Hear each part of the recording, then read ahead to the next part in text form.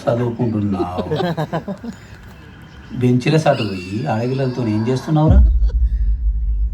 చెప్పవేంద్ర? BF ఏంది BF చేస్తున్నాయన. BF అంటే ఏందిరా? అదేనాయనా నైటు నువ్వు నమ్మ వేసుకుంటాడు అదే. ఓ, దానికి పేరు కూడా పెట్టినావా? నేను పెట్టలేనైనా అన్న పెట్టిండు.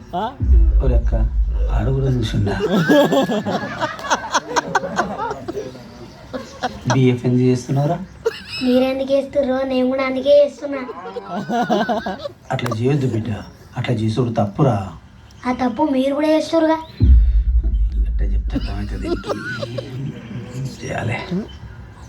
ఇంకో చూడు బిడ్డ, మనం బాయికాడ మామిడికాయ చెట్టు పెట్టాం కదా, అది నీ అంత ఉన్నప్పుడు కాయలు కాసిందా? కాయలే. పోనీ నా అంత అయినప్పుడు కాయలు కాసిందా? కాయలేనాయన. మరి ఎప్పుడు కాసింది? పెద్ద వెనక కాసింది. అట్నే మన ఇంటికాడ జామకాయ చెట్టు ఉంది కదా, అది ఎప్పుడు కాయలు కాసింది? అది కూడా పెద్ద వెనకనే కాసింది. అవి పెద్దగా అయినాక కాయలు కాసుడు అటు ధర్మం. అట్లనే నీ పెళ్ళి అయినాక బియ్యం చేసుకున్నాడు ధర్మం. నువ్వు ఇప్పుడు బల్లె పోయి మంచిగా చదువుకొని ఉద్యోగం సంపాదించు. అప్పుడు నేనే ఓ మంచి పిల్లని చూసి పెళ్లి చేస్తా. ఆమెతో నువ్వు చేసుకోవడం తప్పు కాదు. మరి అన్న ఎందుకు చేస్తున్నాయినా? అన్నకు పెళ్లి కాలేగా. అన్న వాళ్ళతో చేస్తుండ్రా? అదేనాయనా పుట్ట చిట్టక లేదా ఆమెతోనే. చిట్టక్క వాళ్ళు బిడ్డ? అన్నోళ్ళ ఫ్రెండ్ పుట్ట బాణాన్న లేడా, వాళ్ళ ఇంటి ముంగట ఉండే పుట్ట చిట్టకనే.